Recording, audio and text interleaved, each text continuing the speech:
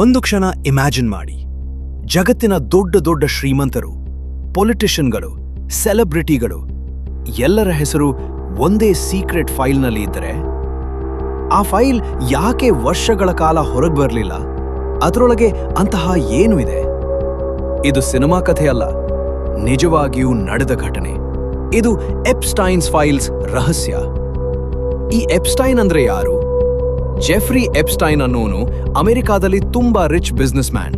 ಹಣ, ಪಾರ್, ಇನ್ಫ್ಲೂಯೆನ್ಸ್, ಅವನ ಬಳಿ ಎಲ್ಲವೂ ಇತ್ತು. ಪ್ರೈವೇಟ್ ಜೆಟ್, ಲಕ್ಸುರಿ ಬಂಗ್ಲೋ, ಮತ್ತೆ ಸಮುದ್ರ ಮಧ್ಯದಲ್ಲಿ ತನ್ನದೇ ಐಲ್ಯಾಂಡ್ ಕೂಡ ಇತ್ತು. ದೊಡ್ಡ ದೊಡ್ಡ ಫೇಮಸ್ ಜನ ಅವನ ಜೊತೆ ಪಾರ್ಟಿ ಮಾಡ್ತಿದ್ರು. ಆದ್ರೆ ಹೊರಗೆ ಕ್ಲಾಸಿ ಲೈಫ್ ಇದ್ರೂ ಒಳಗೆ ಡೇಂಜರಸ್ ಸೀಕ್ರೆಟ್ ಇತ್ತು ಅಂತ ಯಾರಿಗೂ ಗೊತ್ತಿರಲಿಲ್ಲ. ಕೇಸ್ ಶುರು ಆಯ್ತು 2005ರಲ್ಲಿ. ಒಂದು ಕಂಪ್ಲೇಂಟ್ ಬಂದಿತು. ಒಬ್ಬ ಮೈನರ್ ಹುಡುಗಿಯ ಫ್ಯಾಮಿಲಿ ಪೊಲೀಸಿಗೆ ರಿಪೋರ್ಟ್ ಮಾಡಿದ್ರು. ಅದಾದ್ಮೇಲೆ ಇನ್ವೆಸ್ಟಿಗೇಷನ್ ಸ್ಟಾರ್ಟ್ ಆಯ್ತು. ನಿಧಾನವಾಗಿ ಶಾಕಿಂಗ್ ಆರೋಪಗಳು ಹೊರಬರೋಕೆ ಶುರುವಾಯಿತು. ಎಪ್ಸ್ಟೈನ್ ಮೇಲೆ ಸೀರಿಯಸ್ ಕ್ರೈಮ್ ಆರೋಪ ಬಂತು. 2008ರಲ್ಲಿ ಅರೆಸ್ಟ್ ಆದ್ರೂ ಅವನು ಬೇಗ ಹೊರಗೆ ಬಂದ. ಅದಾಗ ಜನ ಕೇಳೋಕೆ ಶುರು ಮಾಡಿದ್ರು, ಇವನಿಗೆ ಇಷ್ಟು ಪವರ್ ಯಾಕೆ?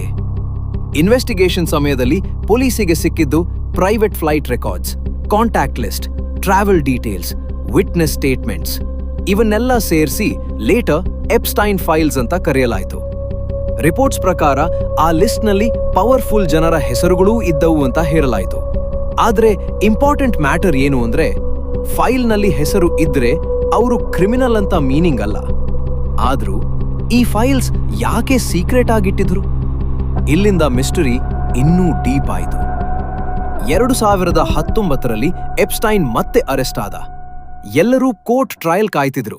ಆದ್ರೆ ಸಡನ್ ಆಗಿ ಜೈಲಿನೊಳಗೆ ಅವನು ಡೆಡ್ ಆಗಿ ಸಿಕ್ಕ. Official report suicide. ಆದ್ರೆ ಕ್ಯಾಮೆರಾ ಕೆಲಸ ಮಾಡ್ಲಿಲ್ವಾ? Security proper ಇರ್ಲಿಲ್ವಾ?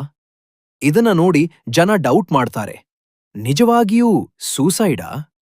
ಇವತ್ತಿಗೂ ಎಪ್ಸ್ಟೈನ್ ಫೈಲ್ಸ್ ಫುಲ್ ಟ್ರೂತ್ ಹೊರಗ್ ಬಂದಿಲ್ಲ. ಕೆಲವು ಡಾಕ್ಯುಮೆಂಟ್ಸ್ ರಿಲೀಸ್ ಆಗಿವೆ, ಆದ್ರೆ ಕ್ವೆಶ್ಚನ್ಸ್ ಇನ್ನೂ ಉಳಿದಿವೆ. ಇದು ಒಬ್ಬ ವ್ಯಕ್ತಿಯ ಸ್ಟೋರಿ ಮಾತ್ರ ಅಲ್ಲ, ಮನಿ, ಪವರ್, ಸೀಕ್ರೆಟ್ ಸೇರಿದ ಸ್ಟೋರಿ. ಒಂದು ದಿನ ಕಂಪ್ಲೀಟ್ ಟ್ರೂತ್ ಹೊರಬಂದ್ರೆ ಜಗತ್ತು ಮತ್ತೆ ಶಾಕ್ ಆಗೋದು ಶ್ಯೂರ್. ನಿಮ್ಗೇನನ್ಸುತ್ತೆ? ಇದು ಆಕ್ಸಿಡೆಂಟಾ ಅಥವಾ ಪ್ಲಾನೆಟ್ ಸೀಕ್ರೆಟಾ? ಕಾಮೆಂಟ್ನಲ್ಲಿ ಹೇಳಿ.